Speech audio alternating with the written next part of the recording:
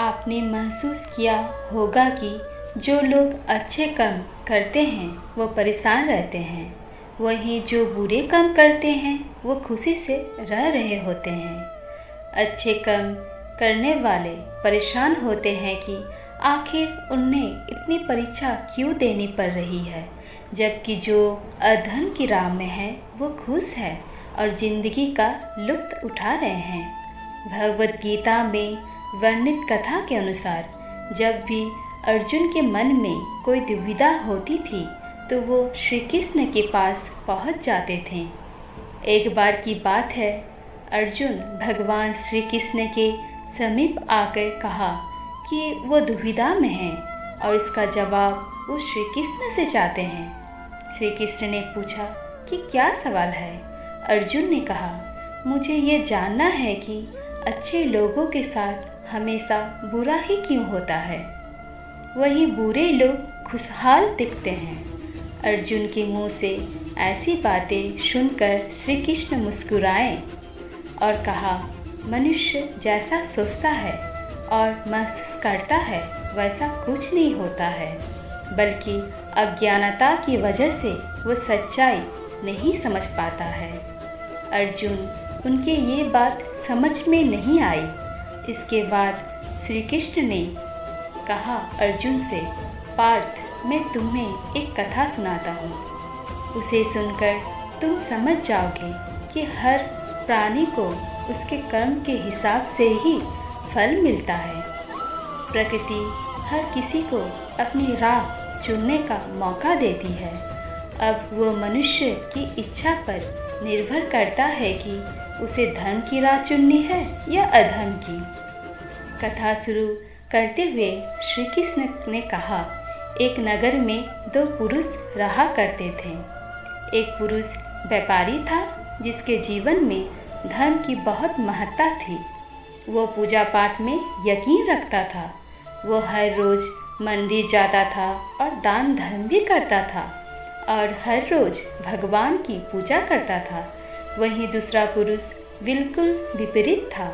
वह हर रोज़ मंदिर तो जाता था, लेकिन पूजा करने की नहीं, बल्कि मंदिर के बाहर से जूते चप्पल चुराने।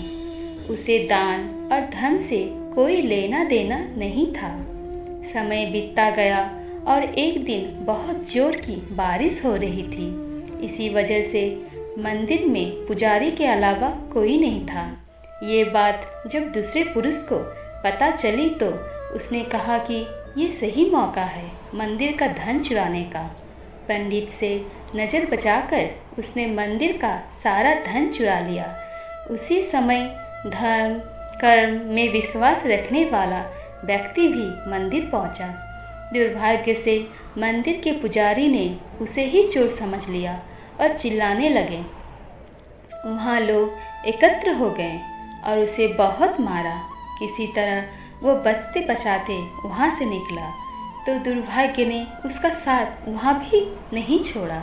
मंदिर के बाहर वो एक गाड़ी से टकरा गया और घायल हो गया।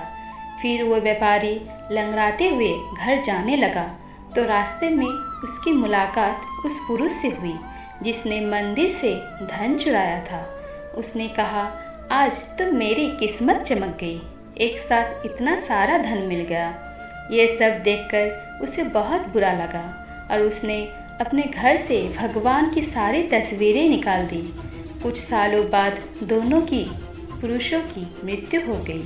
मरने के बाद जब दोनों यमराज की सभा में पहुँचे और भले पुरुष ने दूसरे व्यक्ति को देखा तो उसे बहुत गुस्सा आया।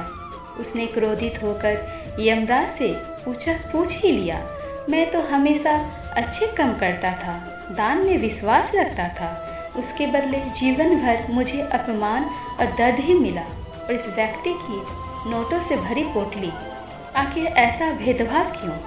इस पर यमराज ने कहा, पुत्र, तुम गलत समझ रहे हो। जिस दिन तुम्हारी गाड़ी से टक्कर हुई थी वो दिन तुम्हारे जीवन का आखिरी दिन था, परंतु तुम्हारे अच्छे कर्मों की वजह से तुम्हारी मौत सिर्फ एक छोटी सी चोट में बदल गई। तुम इस दुष्ट व्यक्ति के बारे में जानना चाहते हो? दरअसल इसके भाग्य में राजयोग था। मगर इसके कुकर्म और अधर्म की वजह से वो सिर्फ एक छोटी सी धन की पोटली में बदल गया। कथा सुनने के बाद श्री कृष्ण अर्जुन से कहते हैं, पार्थ, क्या अब तुम्हें तुम्हारे सवाल का जवाब मिल गया? ऐसा सोचना कि भगवान तुम्हारे कर्मों को नज़रअंदाज कर रहे हैं, ये बिल्कुल भी सत्य नहीं है। भगवान हमें सब कब किस रूप में दे रहा है मनुष्य को समझ में नहीं आता है, मगर आप अच्छे कर्म करते रहें तो भगवान की कृपा हमेशा बनी रहती है। इसीलिए अपने अच्छे कर्मों को बदलना नहीं चाहिए, क्योंकि उसका फल हमें इसे जीवन में मिलता है। इसीलिए मनुष्य का फर्ज है कि वो हमेशा अच्छे कर्म करते रहें, क्योंकि श्री कृष्ण ने गीता में भी बताया है कि किसी के द्वारा किया गया कर्म बेकार नहीं जाता है, चाहे वो अच्छा कर्म हो या बुरा।